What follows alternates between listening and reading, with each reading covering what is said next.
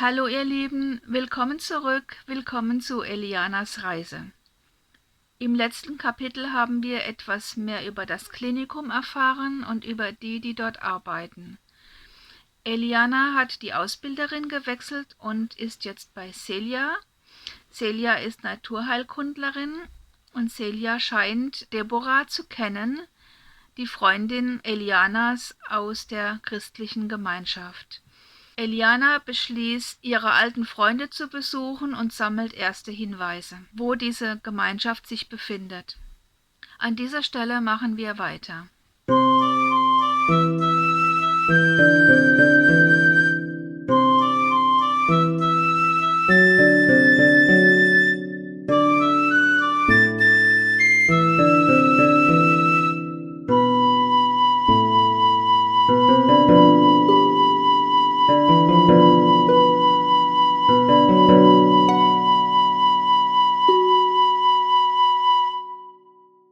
17. Kapitel.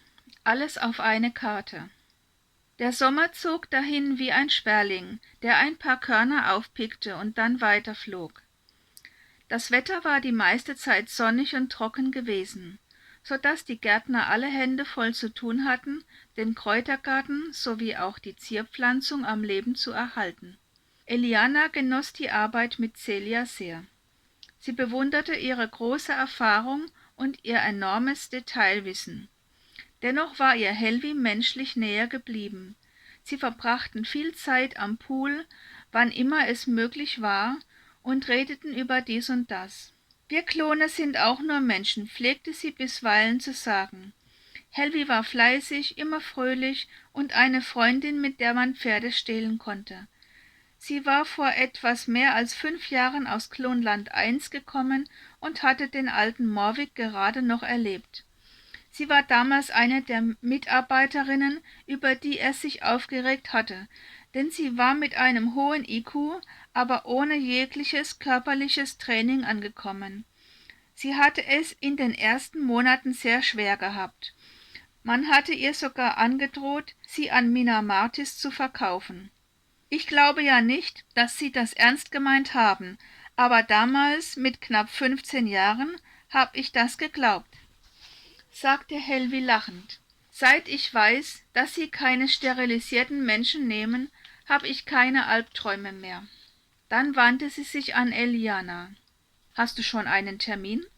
Eliana druckste ein wenig herum, und dann sagte sie, noch nicht. Ich bin noch nicht so recht bereit dafür. Es wird aber Zeit, warnte Helvi. Du wirst vielleicht bald einen Freund haben. Und du weißt ja, dass unsere Welt es nicht gut meint mit illegal gezeugten Kindern. Ich habe keinen Freund, verteidigte sich Eliana. Bitte lass mir Zeit. Nun gut, es ist nicht meine Entscheidung, besänftigte sie Helvi. Aber wenn du dich entscheidest, bei uns zu bleiben, dann höre auf meinen Rat.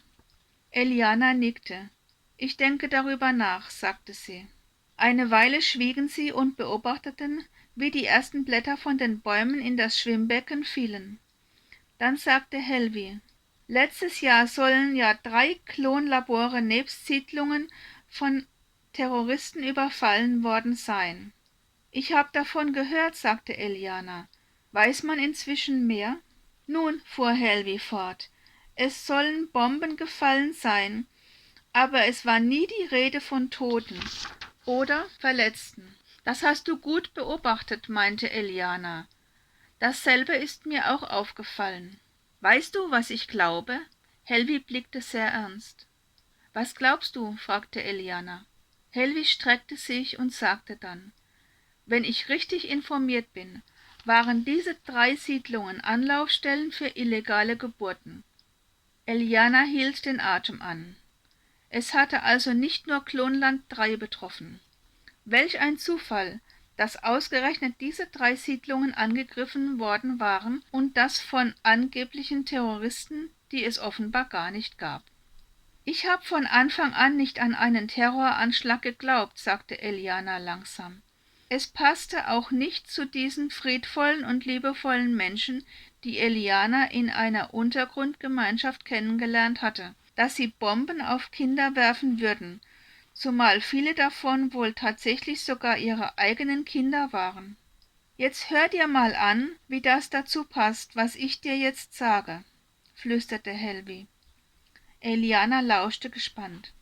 »Eine Woche nach dem Anschlag startete eine vollbesetzte Fähre zum Mars«, sagte Helvi.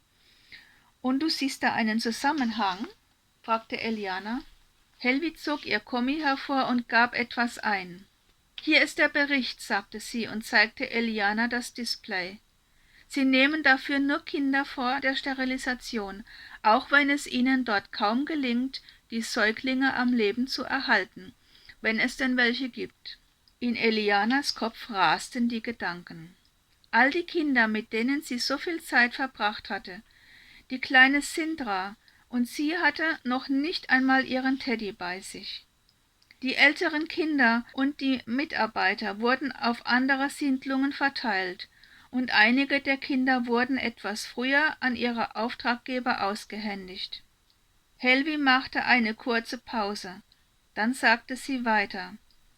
Trotz strengsten Stillschweigens sickert immer etwas durch. Einige unserer Kollegen haben Kontakte. Mehr will ich dazu nicht sagen. Eliana gelang es nur teilweise, ihre Ergriffenheit zu verbergen, und sie spürte, wie ihr die Tränen in die Augen stiegen. »Wir hatten einen Auftragsklon in Klonland 3, fuhr Helvi fort.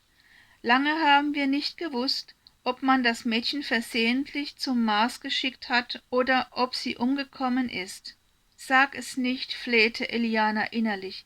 »Bitte sprich es nicht aus.« Helvi legte Eliana die Hand auf die Schulter. Dann sagte sie nur, »Wir sind froh, dich bei uns zu haben.« »Ich danke dir«, sagte Eliana leise. Die Blätter fielen nun immer reichlicher, und der Pool wurde abgelassen und abgedeckt. Eliana behielt täglich das Satellitenbild von Klonland 3 und Umgebung im Auge und hoffte inständig, es würde irgendeinen Hinweis geben.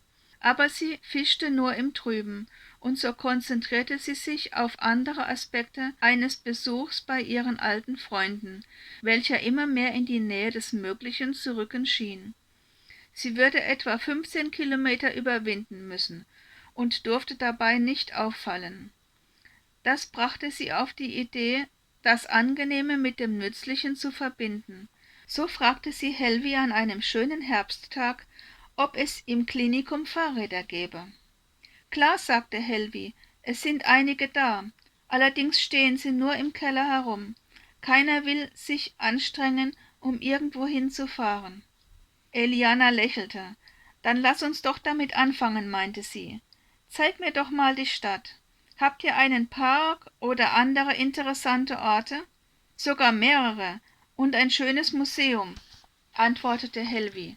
»Wir müssen zwar Ausflüge außerhalb der Klinikumsgemeinschaft genehmigen lassen, aber ich denke nicht, dass Chuck so ein Spielverderber wäre, es uns zu verbieten.« »Das glaube ich auch nicht«, stimmte Eliana zu. »Der Mann ist in Ordnung.« Chuck ermahnte sie eindringlich, keine Dummheiten zu machen und auch nicht über Nacht wegzubleiben. Ansonsten meinte er wisse nun Bescheid und sie sollten einfach jedes Mal eine kurze Info durchgeben, damit sich keine unangenehmen Konstellationen ergeben könnten. Und Eliana war glücklich, dass die Tür ihres goldenen Käfigs nun offen stand. Die nächsten Wochen erkundeten Eliana und Helvi die Stadt in kleinen und größeren Fahrradtouren, wenn immer es das Wetter erlaubte. Man sah nur wenige Leute draußen, denn die meisten Menschen lebten in Versorgungsgemeinschaften rund um ihre Arbeitgeber, und ihr ganzes Leben spielte sich innerhalb dieser entsprechenden Umzäunungen ab. Jetzt im Herbst sah man den einen oder anderen Landschaftspfleger, der sich mit dem üppig herabgefallenen Laub beschäftigte. Wenn schon die Leute kaum in den Genuss ihrer gepflegten Stadt kommen, so wollte man doch auf dem Satellitenbild gut aussehen, und nebenbei war es auch eine Frage von Sicherheit und Hygiene. Die Landschaftspfleger wiederum waren meist aus dem System gefallene Existenzen, die gerne auf den Straßen arbeiteten, um von den vorbeifahrenden Händlern mit dem Nötigsten versorgt zu werden. »Das war früher einmal anders«, erklärte Helvi, als sie eine prächtige Allee entlang fuhren. Früher gab es städtische Mitarbeiter, die das alles machten. Als man in der Verwaltung bemerkte, dass sich da ein Markt außerhalb ihrer Verantwortung entwickelte, reduzierten sie ihre Crew auf wenige Gärtner und überließen den Rest seiner natürlichen Dynamik. Im Grunde haben wir zwei Gesellschaften, die parallel nebeneinander leben, sagte Eliana. Zumindest in Europa, Nordamerika und dem größten Teil Asiens. Afrika und Südamerika haben jeweils ihr eigenes System, pflegen aber diplomatische Kontakte zu einigen einzelnen Ländern. Von Australien hört man so gut wie nichts mehr. In der Antarktis hat man den Prototyp der Marsanlagen gebaut und getestet, in Kooperation von Argentinien, denen das dafür genutzte Land gehört, den USA, China, Indien und Europa, die die entsprechenden Investitionen beigesteuert haben. Seit Russland Teil des europäischen Verbands geworden ist, sind wir hier bei wichtigen Investitionen die Nummer 1. Helvi geriet etwas außer Atem und hielt an. »Wer war es früher?« fragte Eliana. »Immer mal andere, meist die USA, Russland und China. Auch arabische und ägyptische Familien alten Adels haben irgendwann begonnen, mehr in den Fortschritt der gesamten Menschheit zu investieren, als in persönlichen Ultraluxus. Heute konzentrieren sie sich auf einzelne sensationelle wie prestigeträchtige Unternehmungen, wie zum Beispiel das Raumschiff nach Theb, das schon die ganze Zeit immer wieder in den Medien bejubelt wird.« »Das mit den 120 Skeletten«, lachte Eliana.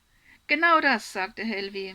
»Man hat zwar alles genau berechnet, aber ob es am Ende gelingen wird, das steht buchstäblich in den Sternen.« Sie betraten einen der Parks und setzten sich auf eine der Bänke.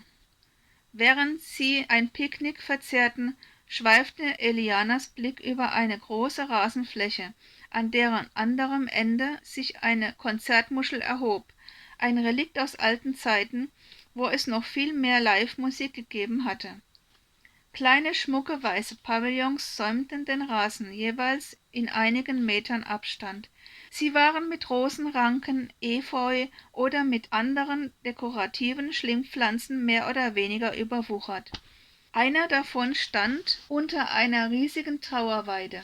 »Im Frühling ist es wunderbar hier«, sagte Helvi, »wenn das frische Grün überall herauskommt und die Blumenrabatten blühen. Und Ende Mai, wenn die Rosen ihre Knospen öffnen, duftet der ganze Park danach.« »Du warst früher öfter hier?« fragte Eliana. »Ja«, antwortete Helvi, »wir haben von Klonland 1 aus viele Exkursionen hierher gemacht. Ich hatte eine sehr schöne Kindheit.« »Hast du noch Kontakt zu alten Freunden?«, wollte Eliana wissen. »Ja, über Kommi«, sagte Helvi. »Es stört mich auch nicht, dass alles kontrolliert wird. Das ist alles nicht so schlimm, wie es sich anhört. Solange du zu 100% im System bist«, meinte Eliana. Helvi dachte kurz nach, dann sagte sie, »In unserer Zeit ist das verständlich und tut keinem weh. Wenn ich bedenke, dass es mal Zeiten gab, in denen die Geldwirtschaft im Vordergrund stand, damals hätte ich meine Privatsphäre eisern geschützt.« »Warum denn?«, fragte Eliana. »Privat war für sie privat, egal in welchem System. Sie haben alle Informationen gesammelt, die sie kriegen konnten, haben sie untereinander hin und her verkauft und die Leute mit Werbung für ihre Produkte überflutet.« »Oh weh«, meinte Eliana, »dann können wir ja froh sein, in einem neuen, moderneren System zu leben.« »Allerdings«, meinte Helvi, »aber wenn es dich interessiert, lass uns doch bald mal das Museum besuchen. Dort wirst du Antworten auf viele Fragen finden. Übrigens ist einer der Buchhalter Quereinsteiger aus dem Maschinenbau.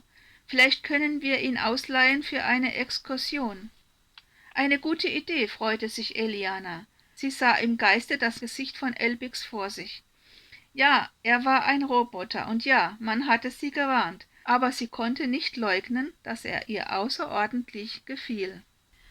So, ihr Lieben, das war's mal wieder für heute. Vielen Dank fürs Zuhören. Ich freue mich schon nächste Woche mit euch das nächste Kapitel zu erleben. Und bis dahin, lasst es euch gut gehen, passt auf euch auf, bleibt gesund und wir sehen uns. Ciao!